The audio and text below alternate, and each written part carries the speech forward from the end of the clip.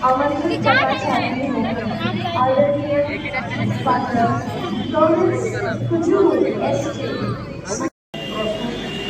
जिबिन साहिब नाटक के मंचन में मुख्य अतिथि के रूप में उपस्थित डॉक्टर फादर नमो लक्का यीशु समाजी देना चाहता हूं कि आपने अपनी बेशकीमती समय को हमारे स्कूली कलाकारों को उत्साहित करने के लिए दिया। आपको दिल की गहराई ऐसा प्रतीत होगा कि ये तो जन्नत है, पर यहाँ के लोगों की आह भरी आवाज अन्य लोगों के द्वारा फरेब व अत्याचार की कला कौन सुनेगा। पर अचानक ईश्वर की कृपा छोटा नागपुर के लोगों पर आती है। ईस्ट सेवक फादर कॉन्स्टेंट डेविस का आगमन होता है। आंदोलन की शुरुआत की जिससे कि यहाँ के आदिवासी लोगों को मुक्ति मिले, अंधविश्वास से मुक्ति, अशिक्षा से मुक्ति, बीमारी से मुक्ति तथा सबसे अहम जमींदारों से अपनी बनाई हुई जमीन की मुक्ति। ये आंदोलन की आग जलती रही, धधकती रही। दर्शकों के जहन में ये आग लगाने का एक छोटा सा प्रयास सेंट जेवियर्स स्कूल डुरांडा के फादर प्राचार्य इग्नासियस दकड़ा यीशु समाजी के नेतृत्व में सभी शिक्षक शिक्षिकाएं एवं छात्र छात्राओं ने कड़ी मेहनत की है। उनके अच्छे कार्य के लिए धन्यवाद देता हूँ और शुभकामना देता हूँ। लेविन साहेब का अच्छा मंचन कर उनकी सोच को आगे बढ़ाने का एक छोटा प्रयास है। द फैन मस्ट बर्न, आंदोलन की आवाज को आगे बढ़ाना है। धन्यवाद।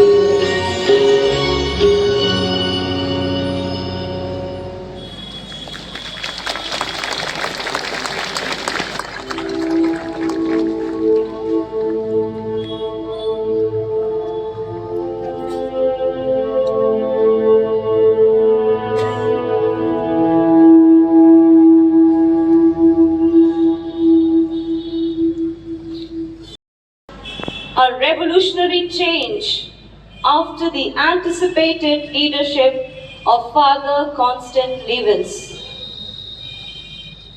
आगे बढ़ते हुए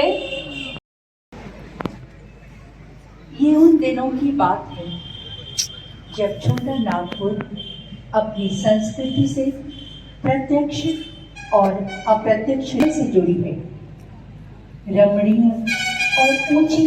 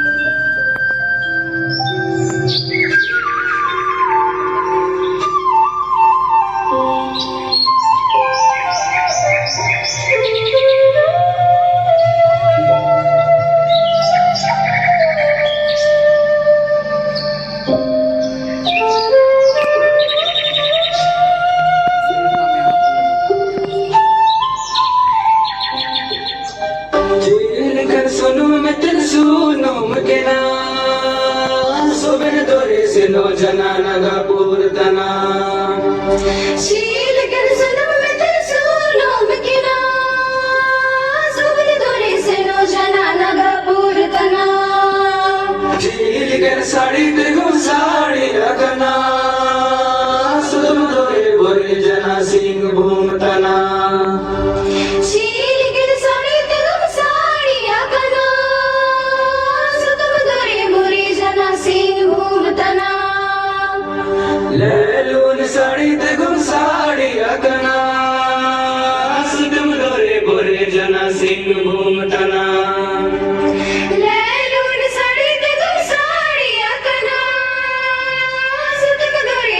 जना सिंह भूमतना साड़ी देखो साड़ी रखना सुतम दोरे बोरे जना सिंह भूमतना शील कर साड़ी देखो साड़ी रखना सुतम दोरे बोरे जना सिंह भूमतना लैलून साड़ी देखो साड़ी रखना सुतम दोरे बोरे जना सिंह भूमतना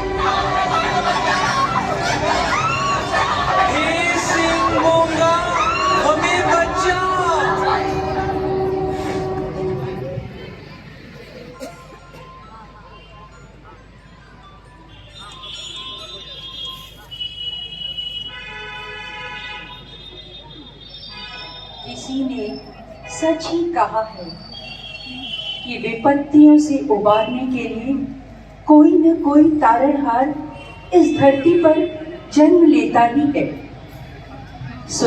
सुदूर बेल्जियम में 10 अप्रैल 1856 को फ्लेमिश प्रांत के मोर्सलेट गांव में यान लीवंस और बारबरा के साधारण किसान परिवार में एक बच्चे का जन्म हुआ। बचपन से ही कांस्टेंट लीवंस के हृदय में धर्म शिक्षा मुझ पर निर्भर करता तो मैं तुम्हारे जरूर ही पढ़ने के लिए भेजता, पर फादर मैं इसके पढ़ाई लिखाई के रास्ते में कोई रुकावट चलता रहा है। पुरोहित बनने की इच्छा मुझे झंझोरती रही है। मैं इतना साहस नहीं जुटा पाया कि मैं इस बारे में आपसे खुलकर बात कर सकूं। कांस्टेंट, ध्यान से सुनो। यदि तुम सचमुच ईश्वर की सेवा करना चाहते हो, तुम्हें अपने मंसूबे में सुदृढ़ और साहसी होना चाहिए। फादर, आप बताएं कि मुझे अपनी ओर से इस बात को लेकर आगे क्या करना होगा। बहुत बहुत धन्यवाद मिस्टर यान, मेरी सलाह मानिए। अच्छा, आपका स्वागत है ब्रदर। पर एक बात है, सारी कठिनाइयों के बावजूद यह जीवन बड़ा ही संतोषप्रद है। मुझे कभी इस बात का मलाल नहीं हुआ कि मैं मिशनरी के रूप में वहाँ गया। 3 सदियों से मेरा समाज दुनिया के कोने कोने में अपने मिशनरी काम कर रहा है। क्या तुमने यीशु समाजियों के बारे में नहीं सुना? जी फादर, हाल में ही एक यीशु समाजी पुरोहित हमारे सेमिनरी में आए हैं। उन्होंने हमें एक दिवसीय आध्यात्मिक साधना दिया। सचमुच यीशु समाजी आध्यात्मिक साधना देने में भी बहुत कुशल है। भारतवर्ष के बंगाल और रांची में हमारे बेल्जियन मिशनरी बहुत अच्छा काम कर रहे हैं। वे हजार आदिवासियों के विषय में बातें करते हैं जो बपतिस्मा पाने के लिए भीड़ यीशु समाजियों के पास आ रहे हैं। वहाँ काम करना बहुत कठिन है, पर है संतोषप्रद। मैं तो तुम्हें यह सुझाव दूंगा कि तुम रांची मिशन में मिशनरी बनकर जाओ। बहुत बहुत धन्यवाद फादर। मैं यीशु समाज में सम्मिलित होने और भारत के रांची मिशन में भेजे जाने हेतु आवेदन दूंगा। ईश्वर तुम्हें आशीर्वाद दे मेरे भाई।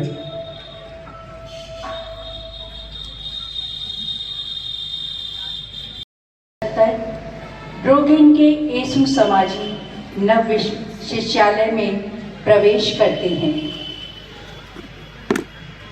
1880 मिशनरी के रूप में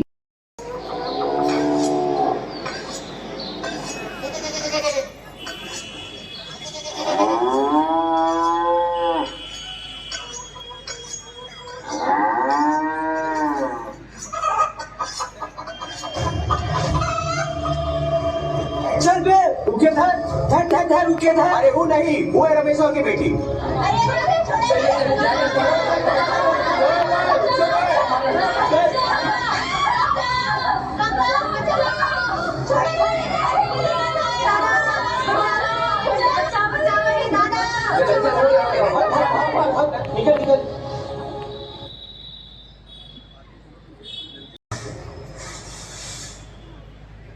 अरे ई का तुम इतना जल्दी घर वापस आ गया? जमींदार बाबू तुमको इतना जल्दी कैसे आने दिया? और तुम इतना दुखी और खिसियाया हुआ काहे दिखाई दे रहे हो? हमारा तबीयत ठीक नहीं है फुलवानी, जरा एक गिलास पानी देना तुम।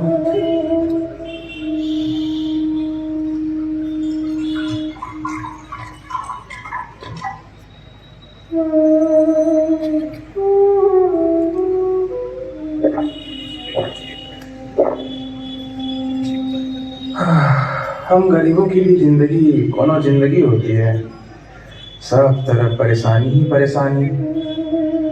गरीबों को तो सदा गरीबी में ही जीना और गरीबी में ही मर जाना होता है। गरीब तो गरीबे हैं, ठीक है, इसमें कौन सा नया बात है। लेकिन तुम हमको ये बताओ कि तुमको कौन सा बात खाया जा रहा है कि तुम इतना परेशान हो? तुम तो ऐसा बोल रही हो जैसे कि कुछ हो नहीं जानती हो। फुलमनी, तुम तो हमारी बेबस जिंदगी के बारे में सब कुछ जानती हो। बिटिया की शादी का दिन तारीख नजदीक आते जा रहा है और हाथ में एक फूटी कौड़ी नहीं है। कैसे बिटिया का ब्याह होगा, यही तो सोच सोच के हमारा सर फटा जा रहा है। हमको गलत मत समझो, हम लोगों का वो बुरा दिन हमको बहुत अच्छी तरह से याद है। हम कितने महीने और साल बहुत तकलीफ झेले थे।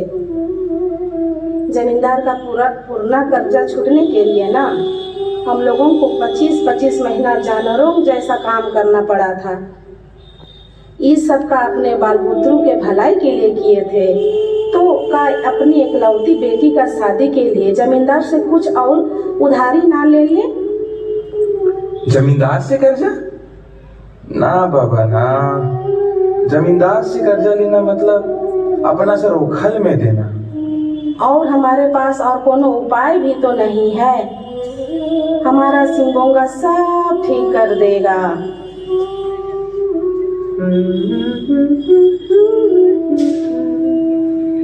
बाबा, आज तुम इतनी जल्दी कैसे आ गया? जाओ बेटी, हाथ पैर धोवा लो, हम भात फेर देते हैं।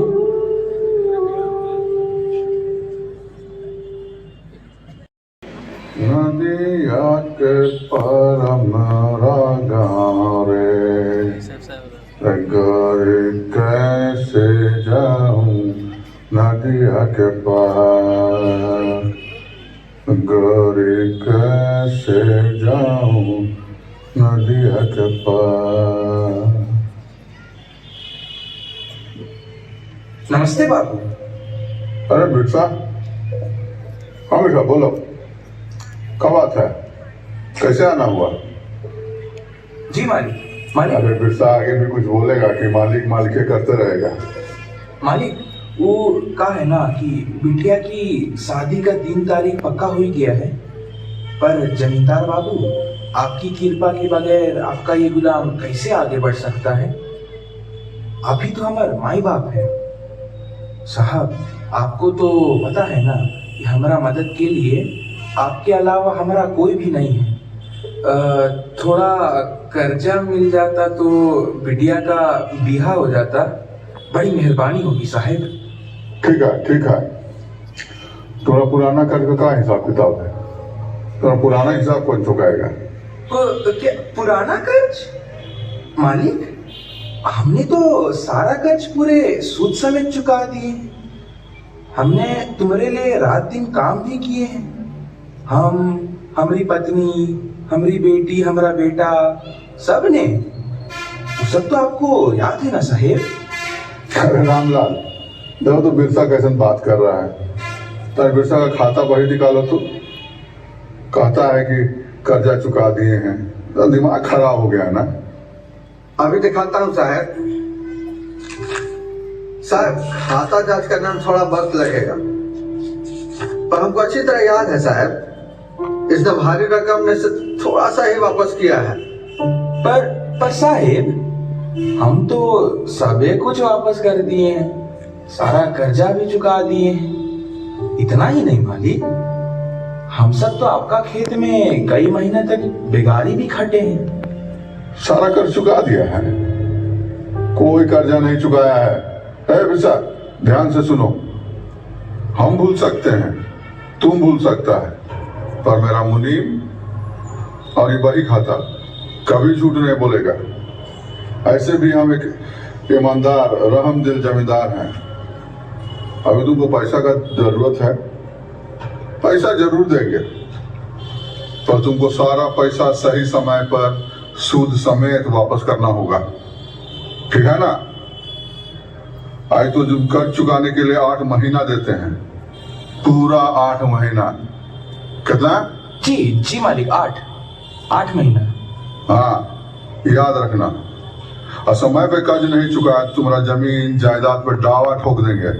समझ में आया ना बात? रामलाल, बॉन्ड पेपर ले आओ तुम, ये तो बिरसा का ठेपा ले लो, बाद में काम आएगा। यहाँ अपना ठेपा लगाओ। यहाँ भी? अरे नहीं, अरे बेवकूफ, यहाँ पे। आप बोलो, कितना पैसा चाहिए? जी हुजूर, 30 रुपया। 30 रुपया? भगवान, मारे ये 30 रुपया मांग रहा है। 1 2 3 4 25 30, ये लो, पूरा 30 रुपया है। बहुत बहुत धन्यवाद साहेब। हमारे समझौते को याद रखना, अब जा सकते हो। अरे हाँ रुको, अपना बेटा को आज से ही हमारे खेत में काम करने के लिए भेज देना, ठीक है? जी मालिक, भेज दूंगा। आयो, अब हम जमींदार के खेत में काम करने नहीं जाएंगे। बाबा बोला था कुछ ही महीना का बात है, ये तो रोज दिन का काम हो गया है। दूर, अब हम नहीं जाएंगे।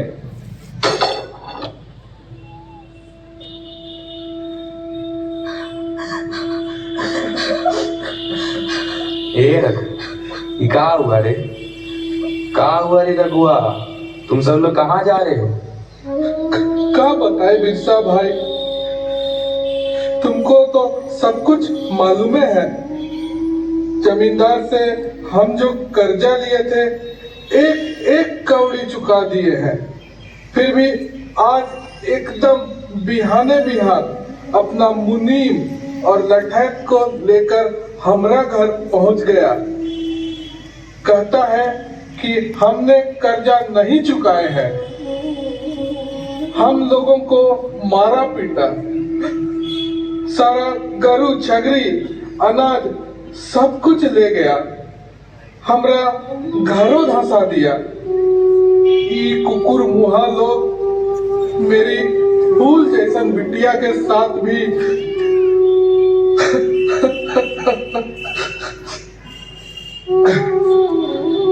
जानता है बिरसा, हमको धमकाया कि अगर शाम तक हम गांव नहीं छोड़े तो वो हम सभी का जान मार देगा। अरे तू लोग जाएगा कहाँ?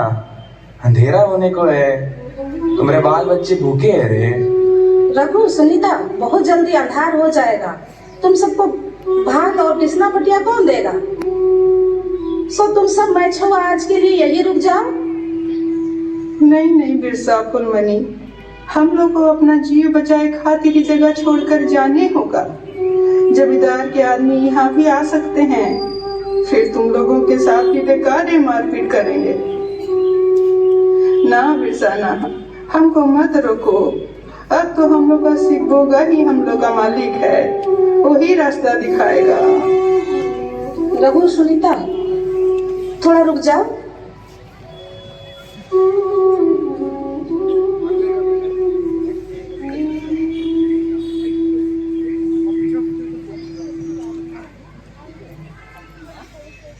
थोड़ा बासी भात और रोटी बचा हुआ है, छुआ लोग को खिला देना।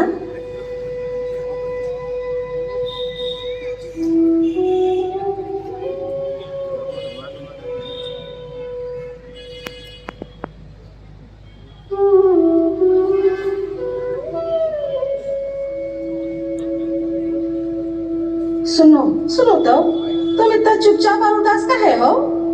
फुलमनी, हम दुखी हुए बगैर कैसे रह सकते हैं? कैसे?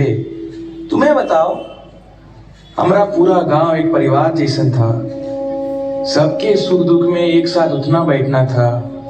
ये परिवार सबको गांव छोड़ता देखकर तो हमारा कलेजा कांप जाता है रे। लेकिन ये सब बेईमान जमींदार के लालच का कारण हो रहा है। ये हमरे लोगों को यहाँ से निकाल बाहर कर हमारी जमीन जायदाद हथियाना चाहता है।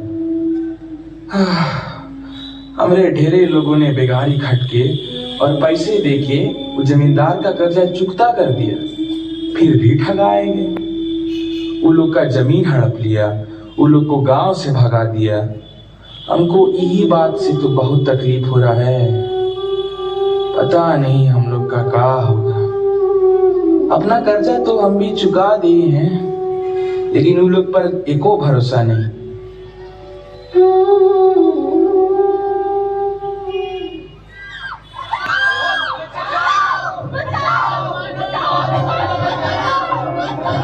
बिरसा, सिद्धू, बिरसा, बाहर आओ, जमींदार बाबू बुला रहे हैं। सुनो सुनो ना, जमींदार बाबू आया है, हमारा जी घबरा रहा है। अरे अरे अरे मालिक, आप यहाँ आइए ना, आइए बैठिए। जब पैसा जरूरत होता है तो उधार लेने के लिए कुत्ता जैसा पूछ लाते हुए हजूर हजूर करते हुए आ जाते हो। जब पैसा लौटाना होता है तो हमको तुम्हारे यहाँ आना पड़ता है। साल बीत गया, 8 महीना का समय दिया गया था तुमको, आधा पैसा नहीं चुकाए हो, नालायक कहीं का। जब तुमको पैसा चाहिए तो मेरे घर का रास्ता सूझता है, पैसा वसूलने के लिए हमको तुम्हारे यहाँ आना पड़ता है। कमबख्त, नालायक, सब नमक हराम और बेईमान लोग हो। नहीं माई बाप, ऐसा मत गाली दीजिए हम लोग को। हम गरीब जरूर है, पढ़ा लिखल भी नहीं है, बहुते सारा चीज हम लोग को मालूम नहीं है, पर मालिक हम किसी को ठगते नहीं। बेईमानी हमारा खून में नहीं है बाबू। हम तो ईमानदारी में विश्वास करने वाले लोग हैं। हम बेईमान हरामखोर नहीं है मालिक। बाबू, आप कौन सा पैसा का बात कर रहे हैं? बीते साल हम अपनी बेटी का शादी में 30 रुपया लिए थे, वो पैसा को तो चुका दिए 3 खेप में, और तो हम सब मैछुआ के खेत में काम भी किए थे। पूरा कर्जा चुका दिया? बड़ा आया कर्जा चुकाने वाला। अरे बिरसा, तुम कुछ नहीं चुकाया है। कुछ ना चुकाया? ये तो एकदम गलत बात है। हमरे संगे बेईमानी हुआ। बाबूजी, हम गरीब लोग के साथ ऐसा जुलूम ना करें। हम हाथ जोड़ते हैं बाबूजी, रहम खाओ। रामलाल, खाता भाई बिरसा फुलमनी को दिखा दो। ये अनपढ़ लोग को न जानता पूछता है, पैसा लेकर धोखा देना चाहता है। जी मालिक। देखो यहाँ, ध्यान से देखो। फुलमनी, तुम भी देखो। दिख रहा है तुमने कुछ भी वापस नहीं किया है, फिर कहते हो कि सारा कर्ज वापस कर दिए हैं। जुबान से कहीं कुछ बदल सकती है। मैं गलत हो सकता हूँ, जमींदार बाबू गलत हो सकते हैं, मेरा बही खाता नहीं झूठ बोल सकता है। समझे ना फुलमनी? दूध का दूध, पानी का पानी। ठीक कह रहा हूं ना देवीलाल?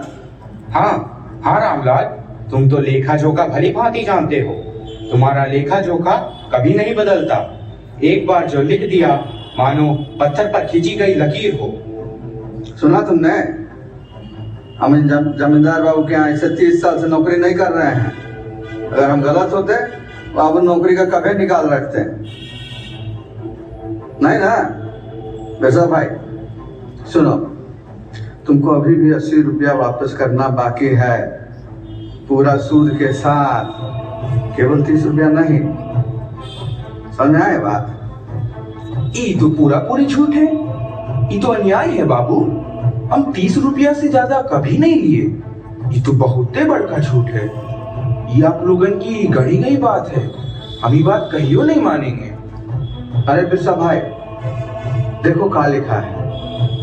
80 लिखा है, 80, 30 नहीं। 30 और 80 में बहुत अंतर है। देखो फुलमनी, 30 ऐसे लिखा जाता है और 80 ऐसे लिखा जाता है।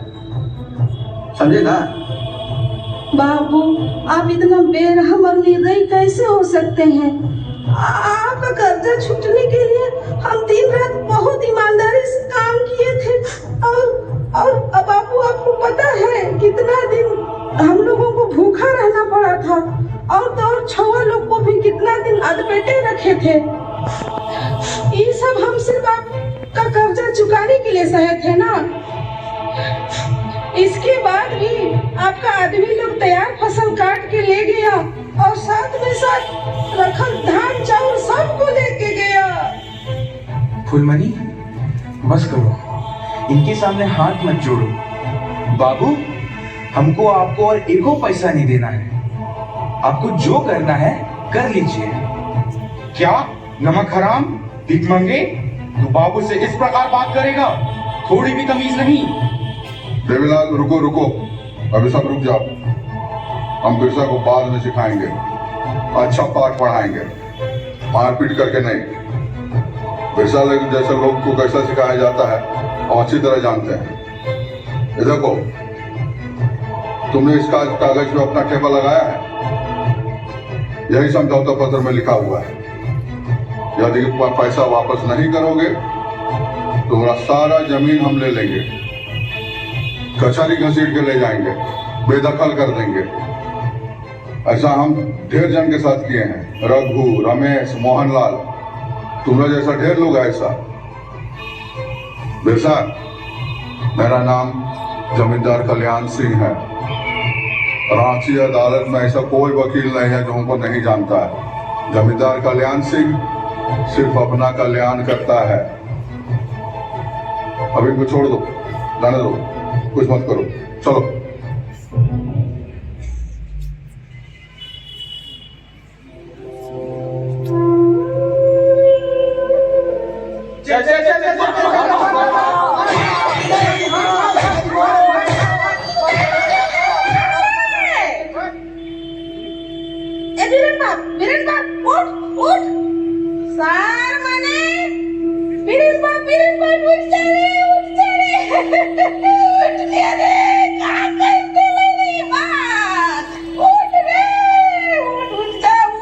अरे क्या हुआ बिरसा? फुलमनी उठो।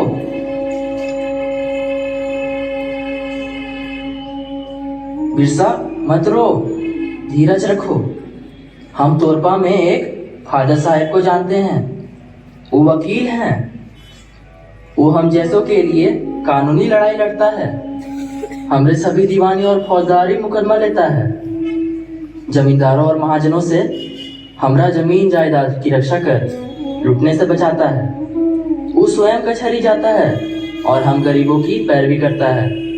आओ, हम तुमको फादर साहब के पास ले जाएंगे, वो जरूर तुम्हारी समस्या सुनेगा।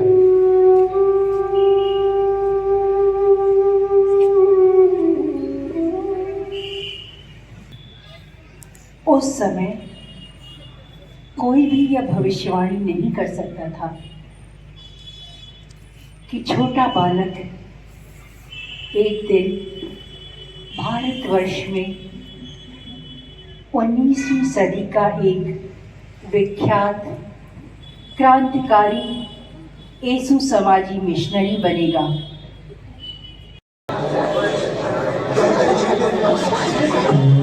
नहीं नहीं, अभी तक तो नहीं आए। वापस जाओ, बैठो बैठो। अरे मम्मी, तनिक इधर आना, देखना जरा फादर साहब आ रहे हैं।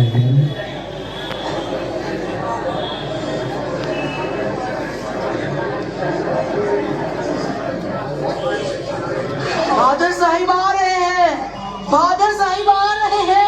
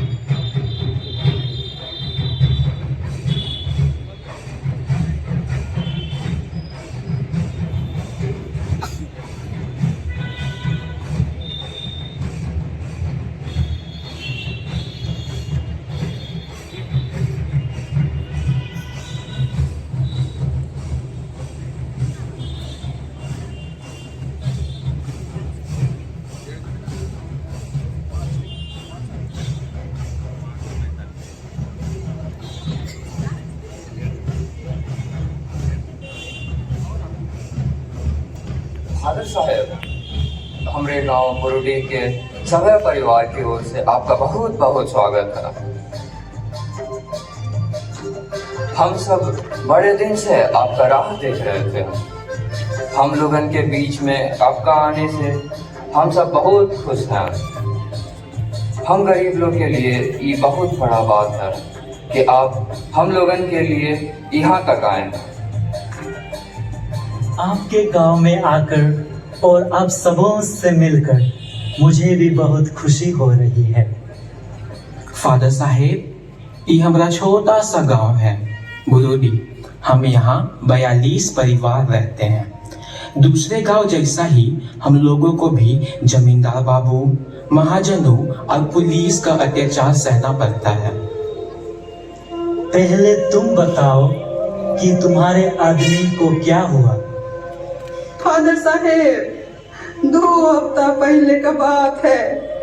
पैर में घाव के चलते मेरा आदमी जमींदार के खेत में काम करने नहीं जाने सका। वही सांड जमींदार अपना 4 ठो लठैत मेरा घर भेजा। वो लोग मेरा आदमी के साथ जबरदस्ती किया और घिसियाते जमींदार बंगला ले गए। वहाँ उसको मूर्खे मारे। 4 दिन 4 रात काल कोठरी में छुच्छे बंद रखे। 5वां दिन उसको छोड़े। भूख और प्यास से अधमरा होके पहुंचा। हम उसका बड़ी सेवा किए, पर 2 दिन में वो मर गया। मत रो सोमारी, इस प्रकार के अपराध करने वाले जमींदार को हम छोड़ेंगे नहीं। वह बचकर कहीं नहीं जाएगा। उसे हम हथकड़ी पहनाएंगे और उचित सजा दिलवाएंगे। सुखदेव, अब तुम अपनी समस्या बताओ। फादर साहब, 3 साल पहले हम जमींदार कल्याण सिंह से 80 रुपया उधार लिए थे। उस समय से हर महीना उसको 8-8 रुपया भी वापस कर रहे थे। फिर भी आज भी वो आता है और न केवल हमसे और पैसा मांगता है, साथ ही दूसरा चीज भी मांगता है। और जब हम उसका विरोध किए तो बीता शुक्रवार वो हमारा घर अपना लठैत के साथ आया और हमारा सारा गरू बछड़ा उठा ले गया। फादर साहेब, ये महाजन हमारे अनपढ़ होने का पूरा फायदा उठा रहे हैं और हमेशा हमको ठग रहे हैं, हमारे साथ बेईमानी कर रहे हैं। विजया, अब तुम फादर साहब को बताओ कि जमींदार बाबू ने तुम्हारी जमीन कैसे छीन ली। फादर साहब, जमींदार बाबू हमारे खिलाफ कचहरी में झूठा मुकदमा किया है।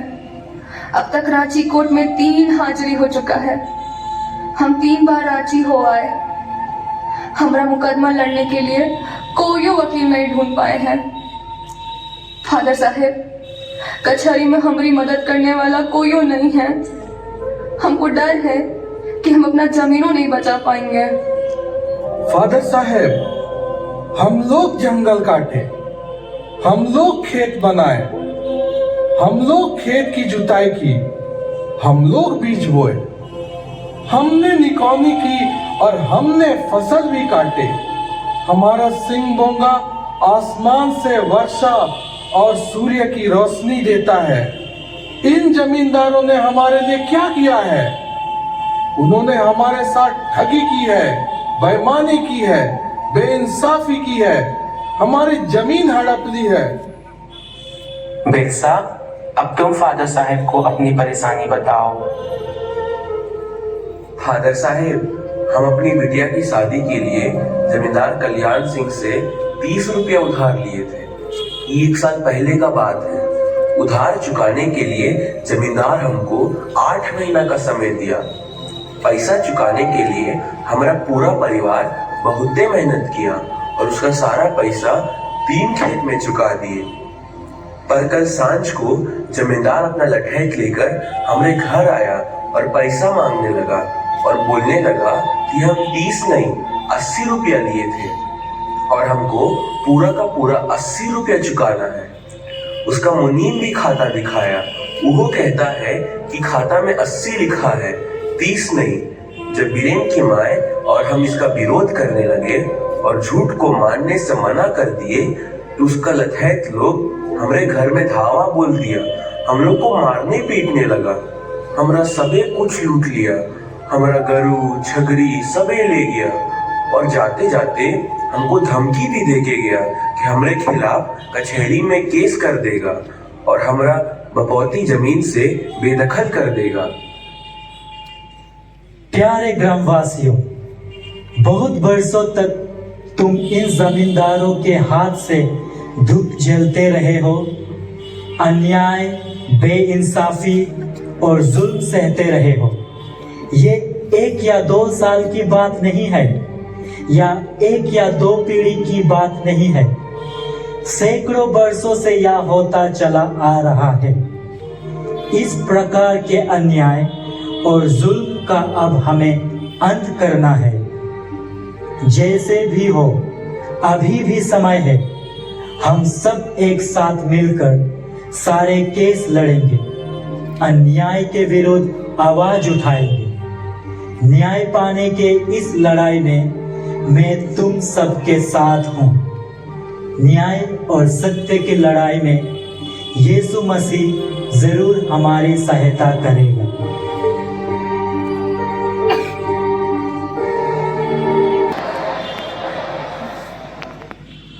कोर्ट की कार्यवाही आरंभ होती है।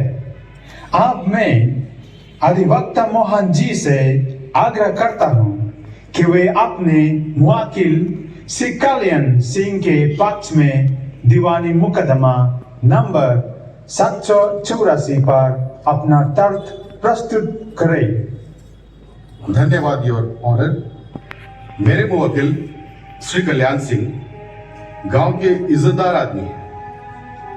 वे खूंटी गांव के बड़े दयावान और उदारवान जमींदार हैं।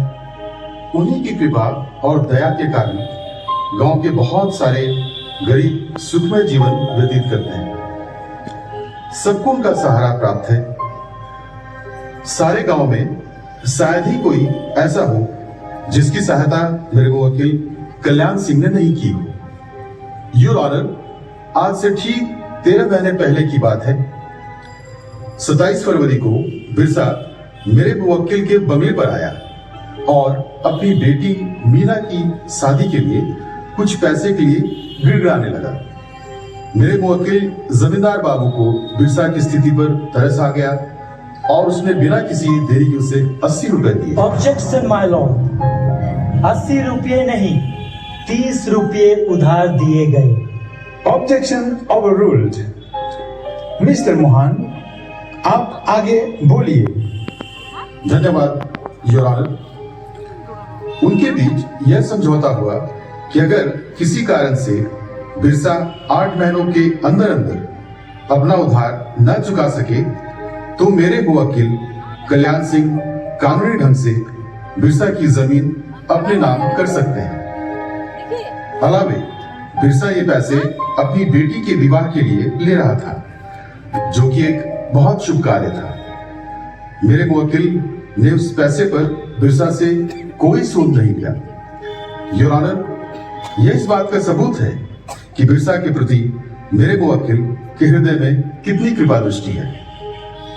परंतु योर ऑनर, नियम समय के अंदर बिरसा ने कर्ज का 1 पैसा भी नहीं चुकाया। मेरे मुवक्किल कल्याण सिंह अपनी उदारता का परिचय देते हुए उसे और 8 महीने की मोहलत दी। इतना सब हो जाने के बाद भी बिरसा ने पैसे नहीं चुकाए।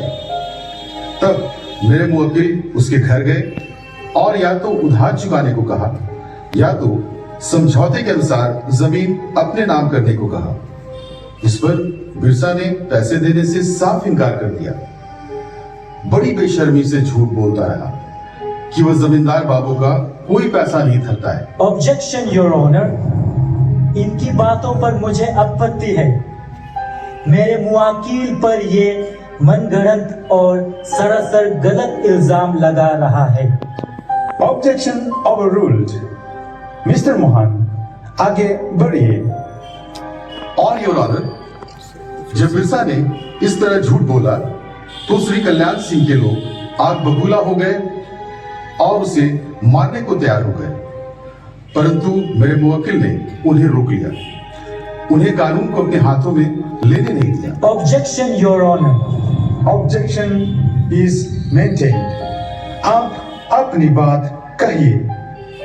Your honour, mister Kalyan Singh और उसके साथियों ने जबरदस्त हिंसा का प्रयोग किया।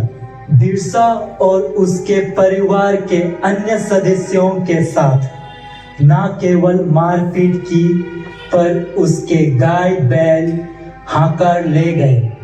उनके घर के सारे अनाज की बोरियां लेकर चलते बने। धन्यवाद योर ऑनर। मिस्टर मोहन, आप आगे बोलिए। धन्यवाद योर ऑनर।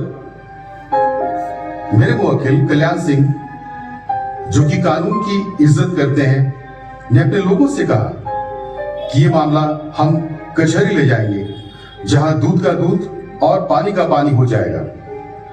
यही कारण है योर ऑनर कि मेरे मुवक्किल श्री कल्याण सिंह आज इस न्यायालय में न्याय पाने के लिए आपके सामने हाजिर हैं।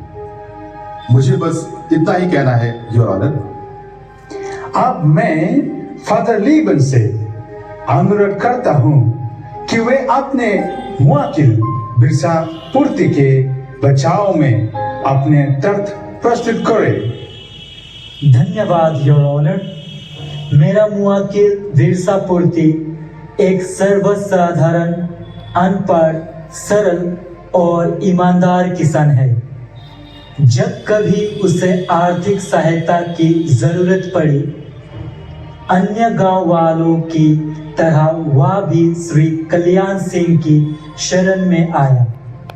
यह सच है योर ऑनर कि बिरसा ने कई अवसरों पर श्री कल्याण सिंह से उधार लिए, परंतु योर ऑनर, श्री कल्याण सिंह इस बात की पूरी व्यवस्था कर लेते थे कि उन्हें उधार का सारा पैसा सूद के साथ मिल जाए। इसके लिए बहुधा वे धमकी और बाल का प्रयोग भी करते रहे हैं। मुझे इनकी ऐसी बातों पर आपत्ति है योर ऑनर। इनकी बातों में कुछ भी सच्चाई नहीं है। आपत्ति निष्ठ की जाती है। फादर लीबन्स, अपनी बात जारी रखें। धन्यवाद योर ऑनर। अब हम इस मामले पर अपना ध्यान केंद्रित करें। यह सच है कि मेरे मुवक्किल बिरसा ने बीते साल 27 फरवरी को श्री कल्याण सिंह से 30 रुपये उधार में लिए, और यह बात भी पूर्ति हाजिर हो। बिरसा पूर्ति हाजिर हो।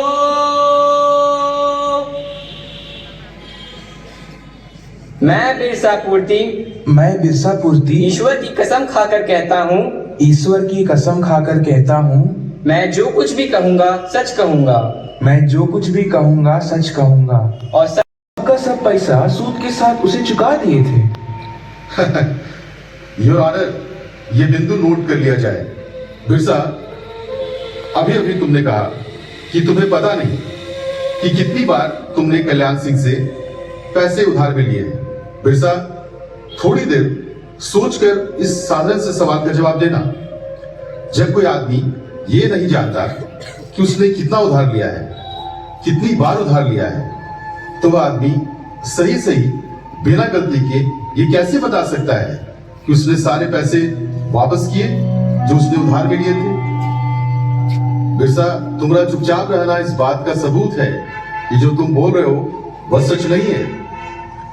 जो तुम दावे के साथ इतनी बड़ी बात कह रहे हो वो गलत है। नहीं साहब, हम झूठ नहीं बोल रहे हैं। हमारा विश्वास करें, हम कभी झूठ नहीं बोलते हैं। ठीक है बिरसा, ठीक है। जो कुछ तुमने अभी कहा है उस पर मैं भी विश्वास करूंगा, और ये कोई भी विश्वास करेगा यदि तुम कोर्ट को ऋण वापसी के रसीद दिखा दोगे। रसीद? इसका मतलब साहब, हमारे पास तो ऐसी कोनो चीज नहीं है। देखो तो जरा, तुम स्वयं कह रहे हो कि तुम्हारे पास रसीद नहीं है। जो तुम यह कैसे सोच सकते हो कि कोई तुम्हारी बात पर विश्वास करे? मुझे इनकी बातों पर आपत्ति है योर ऑनर। विरसा ने जो कुछ कहा है सही कहा है। आपत्ति स्वीकृत है। धन्यवाद योर ऑनर। सीधे साधे और सरल स्वभाव वाले ग्रामीणों को श्री कल्याण सिंह इसी तरह अपनी जाल में फंसाते हैं। अपनी धूर्तता का परिचय देते हुए वे ऐसे लोगों को रसीद कभी नहीं देते जिनके उपजाऊ खेत है, जिन्हें वे अंततः हड़पना चाहते हैं। वे तो वैसे को रसीद देते हैं जिनके खेतों में उनकी रुचि नहीं है। मुझे बस इतना ही कहना है योर ऑनर। योर ऑनर, अब तक मैं सोचता था कि सिर्फ बिरसा झूठ बोल रहा है। अब तो लगता है कि फादर लीवंस भी झूठ बोल रहे हैं। योर ऑनर, ये है रसीद की बुक जो कभी झूठ नहीं बोलते। मेरे मुवक्किल के लेखापाल रामलाल का मुख्य काम ही है उन सबों को रसीद काट कर देना जो बड़ी ईमानदारी से अपना खर्च चुकाते हैं। बिरसा, तुम क्यों कोर्ट को अपने झूठों और छल प्रपंचों से गुमराह करने की कोशिश करते हो? यदि तुम यहाँ इस कोर्ट में इतना साहसपूर्वक झूठ बोल सकते हो तो क्या गारंटी है कि तुमने अपने झूठों से जमींदार को भी नहीं ठगाया? साहेब, हम तो एक गरीब किसान हैं। हमको तो आदमी लोग फुलमनी पूर्ति हाजिर हो। मैं फुलमनी पूर्ति ईश्वर की कसम खाकर कहती हूँ, ईश्वर की कसम खाकर कहती हूँ, मैं जो कुछ भी कहूँगी सच कहूँगी। मैं जो कुछ भी कहूँगी सच कहूँगी और सच के सिवा कुछ नहीं कहूँगी। और सच के सिवा कुछ नहीं कहूँगी। क्या तुम बिरसा पूर्ति की पत्नी हो? जी साहेब। इससे शादी किया हुआ कितना साल हो गया? पूरा समय हम इसी से शादी किए हैं और हम लोग एक ही तो शादी किए हैं साहेब। फुलमनी, मेरे सवाल को अच्छी तरह समझ कर जवाब देना। जी साहेब। बिरसा पूर्ति से तुम्हारी शादी किए हुए कितना समय हो गया, मैं ये पूछ रहा हूँ। साहेब, बहुत साल हो गया साहेब। ठीक है फुलमनी, अब जरा ध्यान से सुनना। 20 मार्च की शाम को जब जमींदार बाबू पैसे मांगने तुम्हारे घर आए, उस समय वास्तव में तुम लोग क्या कर रहे थे? उस समय हम भात पका रहे थे।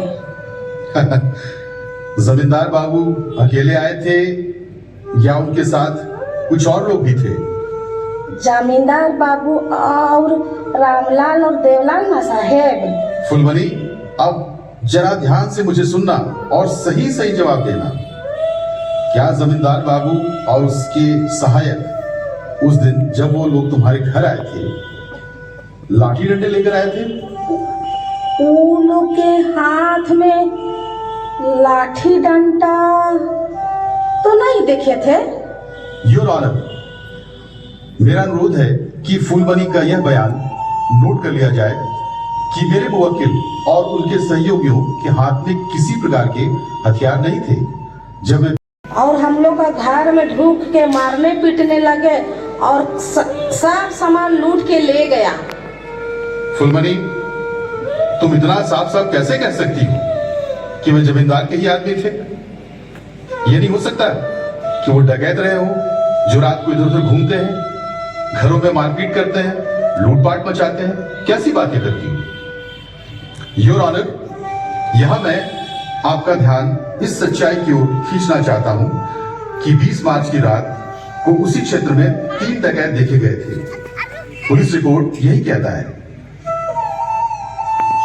नहीं, न्याय की मांग करता हूं, बस न्याय की मांग करता हूं, बस इतना ही योर ऑनर। आज की सुनवाई स्थगित की जाती है। अगली सुनवाई अगले मंगलवार को होगी।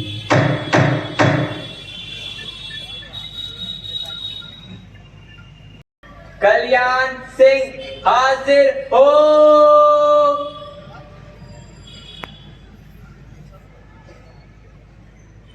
मैं कल्याण सिंह गीता की शपथ खाता हूं कि मैं जो कुछ कहूंगा सच कहूंगा और सच के सिवाय कुछ नहीं कहूंगा।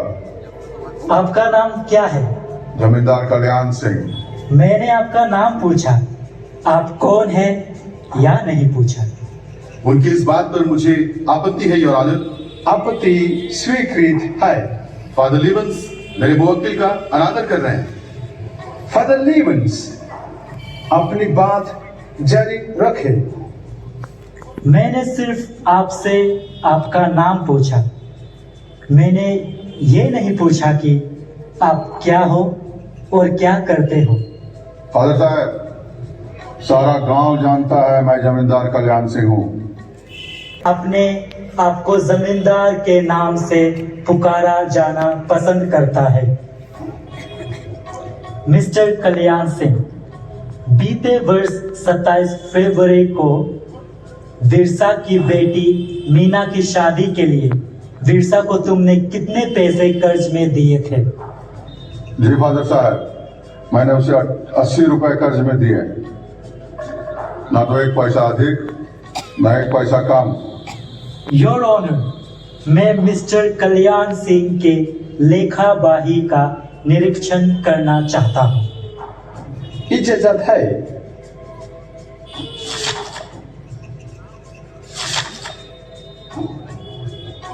योर ऑनर, अब मैं कल्याण सिंह के मुनीम को कटखारे में बुलाना चाहता हूँ। इजाजत है। मुनीम रामलाल हाजिर हो।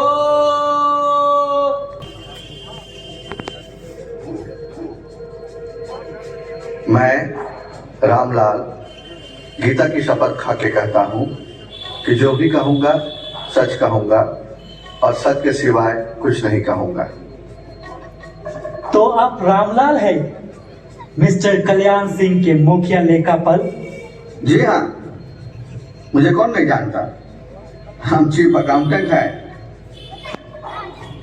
रामलाल, आप कितने समय से कल्याण सिंह के पास काम कर रहे हैं? 30 साल से। अंग्रेजी में 30 इयर्स फादर साहब। रामलाल, इस कागज में 1 से 10 तक की गिनती लिखो। क्या मैं बंगला में लिखूं साहब? कृपया सामान्य अरबी अंकों में लिखो। 1, 2, 3।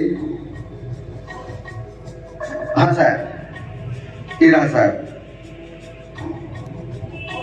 रामलाल, ये ले लो और इन्हें जोड़कर बताओ। जी फादर साहब, हो गया।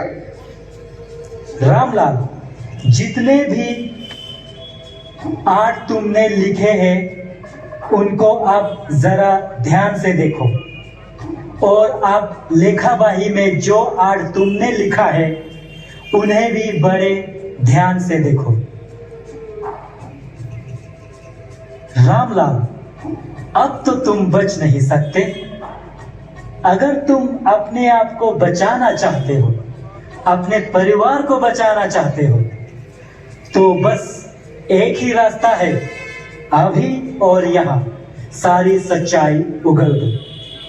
जी साहब, जी जी साहब, जी फादर साहब, मैं अपने आप को बचाना चाहता हूँ, मैं अपने परिवार को बचाना चाहता हूँ। हम सब कुछ बता देंगे साहब। साहब, बहुत बार मैंने 3 को 8 में बदला, 1 को 4 में बदला और 7 में बदला है। रामलाल, बस इतना ही, और कुछ ज्यादा नहीं लिखा? साहब, एक और गलती की है। जहां जहां सुनना था वहां 2 सुनना बना दिए। पर फादर साहब, मैंने बस वैसा ही किया जैसा जमींदार बाबू ने करने कहा था। इसके अलावा मैंने न तो कुछ अधिक किया न कम।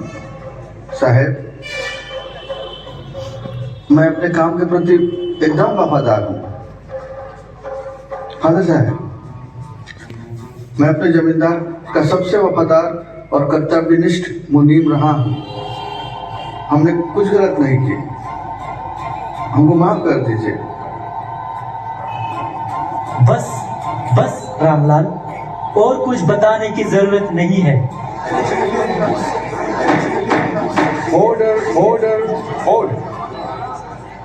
योर ऑनर, अब न केवल कल्याण सिंह और उसके मुनीम की पोल पूरी तरह खुल गई है, परंतु उनकी लेखा बही और सारे झूठे अनुबंध पत्रों की वैधता का भी खुलासा हो गया है। कितनी धूर्तता और चालाकी से इन कागजातों में हेराफेरी की गई है, इनको तोड़ा मरोड़ा गया है। ये सब किया गया है मेरे मुआकिल की उपजाऊ जमीन को हड़पने के लिए। योर ऑनर, मुझे और किसी चीज की व्याख्या करने की जरूरत नहीं है। कोर्ट के सामने सारी बातें स्पष्ट हो गई है। अब अंतिम निर्णय आपके हाथ में है। आज की सभा स्थगित होती है। अंतिम निर्णय सही समय पर सुनाया जाएगा। कारण हमारे लोग इतना दुख झेल रहे हैं। हम जितने लोगों को अन्याय और अत्याचार से मुक्त कर सकेंगे उतना ही अच्छा। मुझे लगता है कि अपने इस मिशन में जितनी धीमी गति से आगे बढ़ेंगे उतनी ही कम लोगों को हम बचा पाएंगे।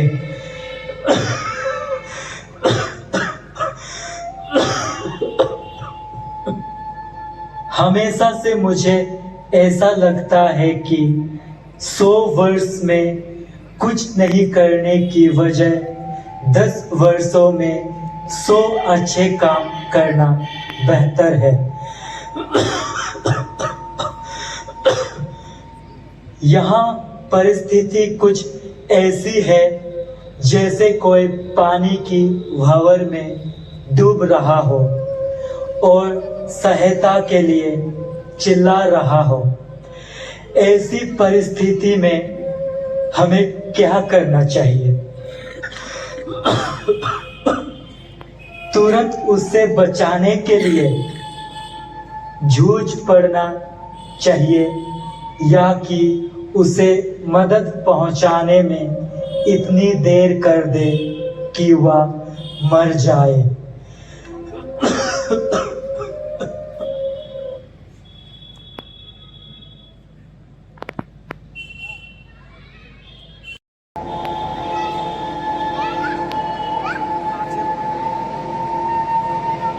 बिरसा, हमारे फादर साहब हमारे बीच नहीं रहे। हाँ? ना ना, ऐसे नहीं हो सकता। ये हालत में फादर साहब हम लोग को कैसे छोड़ के जा सकता है? जो हमारा तकलीफ को सुना, जो हम लोग को सुख दुख में हमारा साथ दिया, जो आदमी उदासी में हम लोग को हिम्मत दिया, जो आदमी हम लोग को हमारे अधिकार के बारे में बताया, जो हमको अन्याय के खिलाफ लड़ने के लिए सिखाया, जो हमको यीशु मसीह का विश्वास दिया, वो आदमी कैसे हमें अनाथ छोड़ के जा सकता है?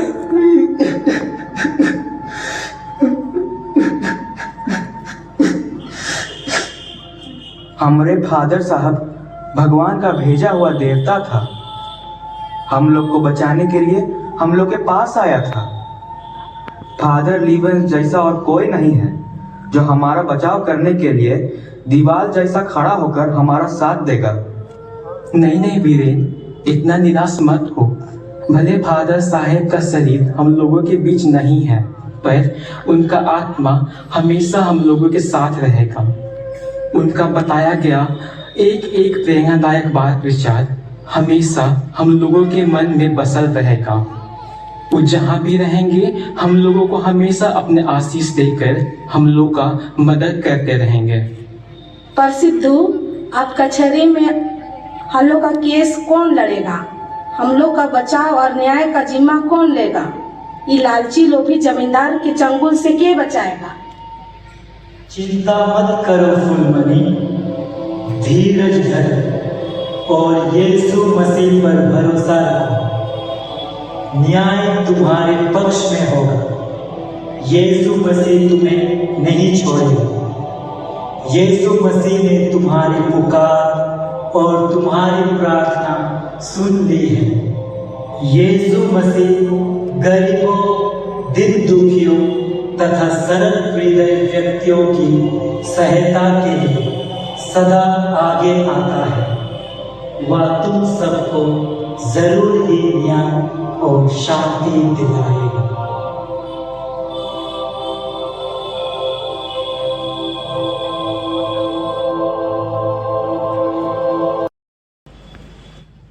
फैसले का दिन है। चारों तरफ गहमा गहमी है। वहां वो है कि फैसला किसके पक्ष में जाएगा।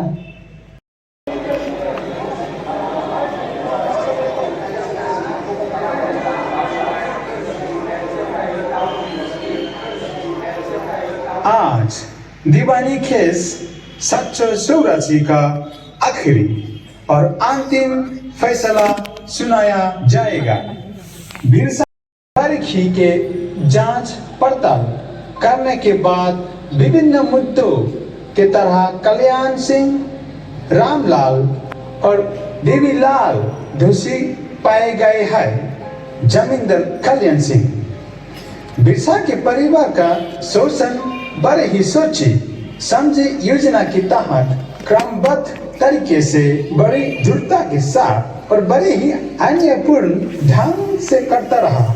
मुख्य रूप से उसने बिरसा की निरक्षरता, निष्कपटता, भोलेपन और ईमानदारी की बहुत नया फायदा उठाया है।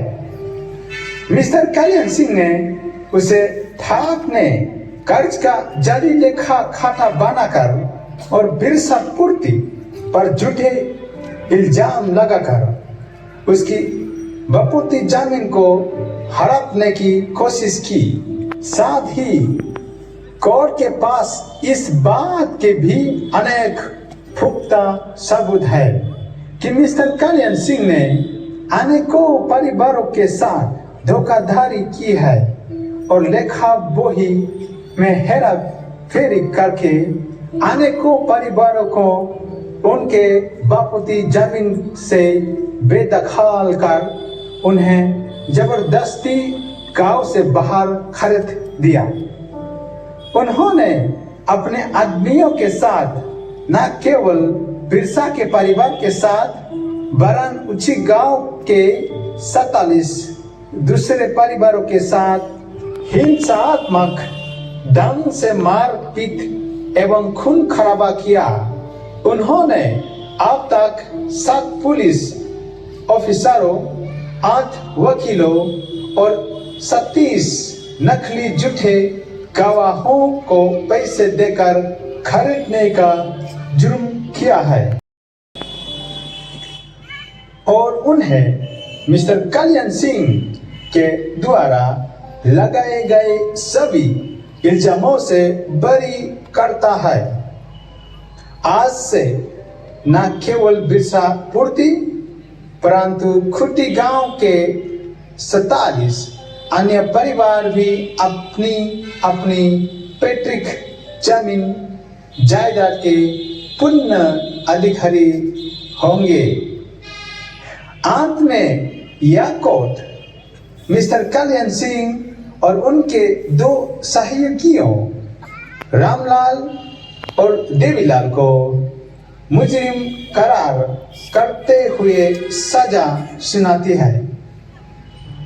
कल्याण सिंह को 10 साल के सश्रम कारावास एवं 120 रुपये का जुर्माना और उनके सहायकियों रामलाल और देवीलाल को 5 साल की कैद और 35 रुपये जुर्माना देने की सजा देती है। अंत में इस न्यायालय की ओर से भी मैं स्वर्गीय फादर कॉन्स्टेंट लीवेंस को मरणोपरांत उनके अद्वितीय साहस और सराहनीय एवं अनुकरणीय लगान के लिए सम्मान और श्रद्धांजलि अर्पित करना चाहता हूँ। 1882 के बीच वे छोटा नागपुर भूखंड के गरीब आदिवासियों के हित में कानूनी लड़ाई लड़ते रहे।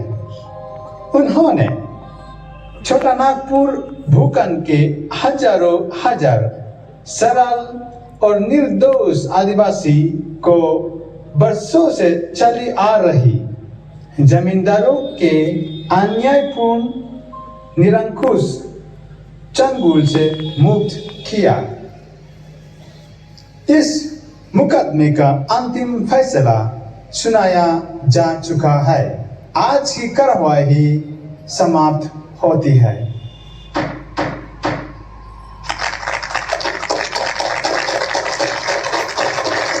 फादर लीवन जिंदाबाद, फादर लीवन जिंदाबाद, फादर लीवन जिंदाबाद, कल्याण सिंह मुर्दाबाद, कल्याण सिंह मुर्दाबाद, कल्याण सिंह मुर्दाबाद।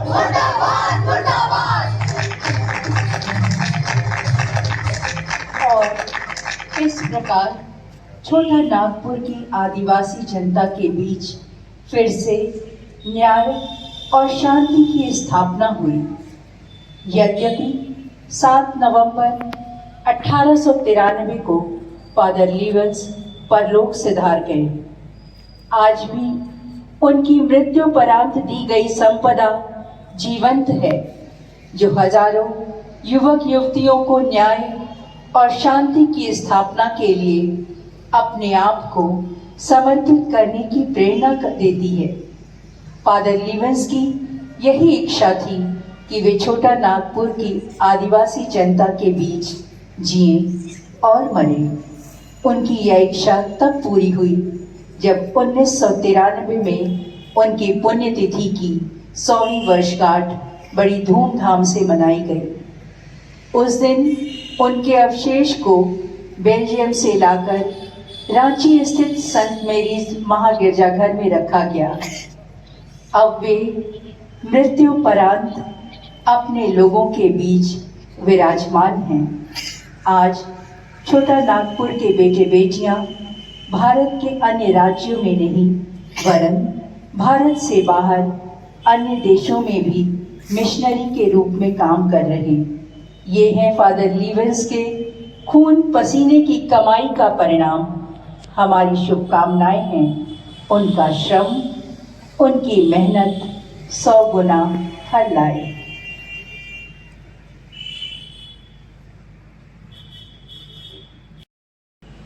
और इस खामोशी से ऐसा प्रतीत होता है मानो हमारे हृदय की गति धीमी हो गई है।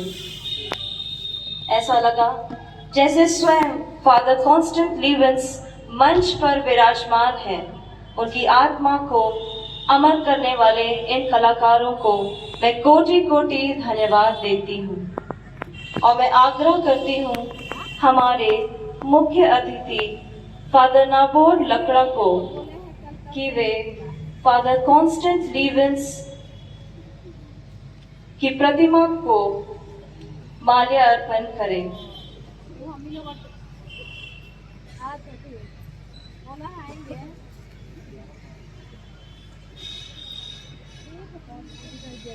This is a tribute to Father Constant Levens for his untiring dedication and service towards our society.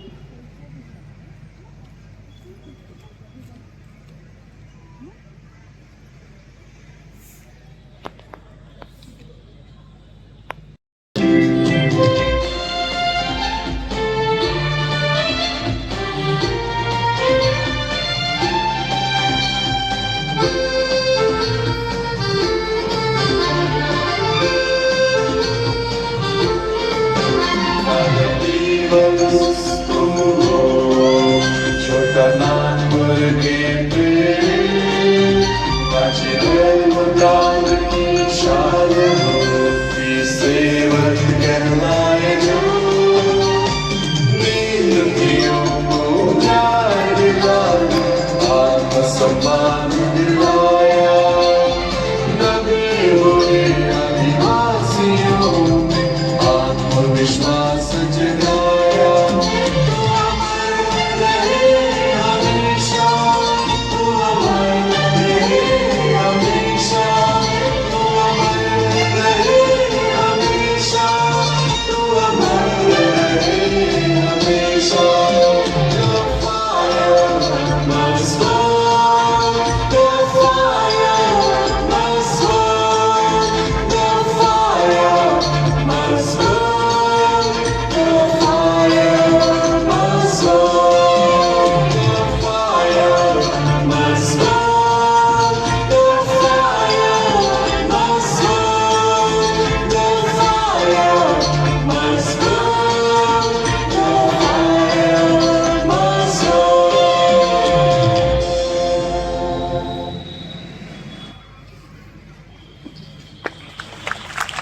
Truly, the fire must burn, आग जलती रहे. May I now request to please come forward and felicitate our guests and guests of honor. May I also request Mrs. Jyoti Singh and her team of teachers to kindly assist. We will start with respected Father Nabor Lakra, Principal, St. Xavier's College, Ranchi. तालियों की गड़गड़ाहट से इस समा को बांध दीजिए. धन्यवाद. Father Amrit Lakra SJ, Rector, Manresa House. स्वागत कीजिए हमारे अतिथियों का.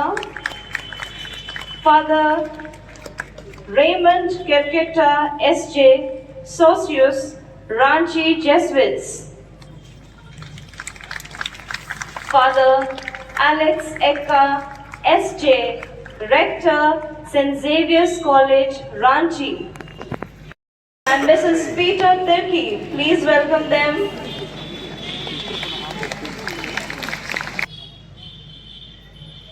Mrs. Abha Kusum Tirki, Retired Director, Department of Education. Please give them a round of applause.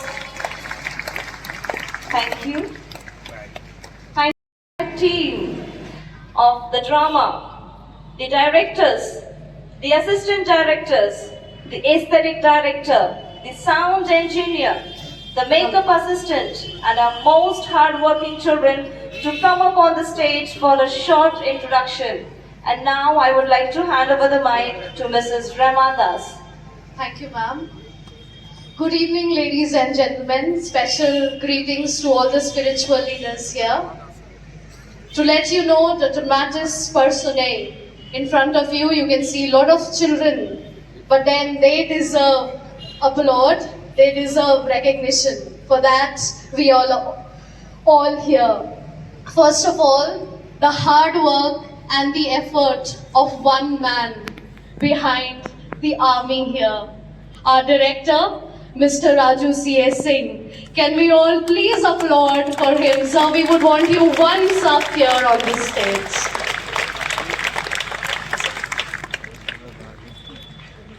To begin with, the central character, Father Levens.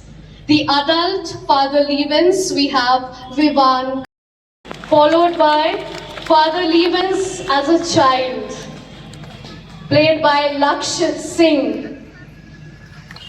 Kalyan Singh, the Zamindar, is Nishit Mark Dungdung. Birsa Purti, ladies and gentlemen, is Edwin Khalko. Fulmani Purti, played by Isha Bhumika Ekka. Ramlal, played by Rezin Tikka. Devilal Aman Dungdung.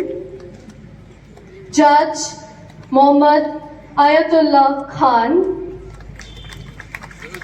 Mohan, played by Shonit Nilesh Beck. Raghu, Shail Topo. Sunita, we have Pallavi Kumari. Mukhya is Ishan Hans. Sidhu, played by Rohan Lakda. Lakhan, by Ryan Patrick Lakda. Father Van, played by Garv Gambhir. Mr. Yan, played by Arav Sharma. Father Collard, played by Adyan Tantia. I would call upon my co-helper and also the assistant director for today. I'm sorry, I'd like to take the mic from here. This would not have been possible without these two ladies. My colleague and the lady who I refer to as the mother of the play.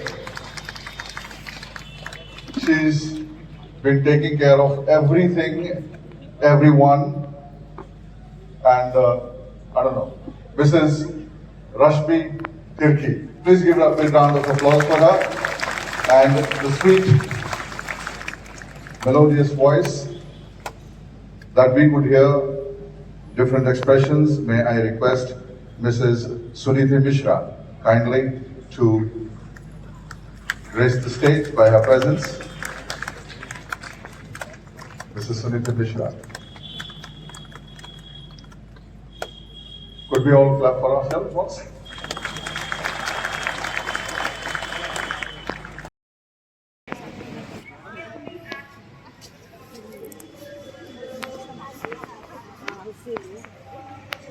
हम लोग लेवेंस का programme देख करके अब निकल गए हैं। Saint Xavier's school के द्वारा यह स्किट दिखाया गया उनके लिए। धन्यवाद।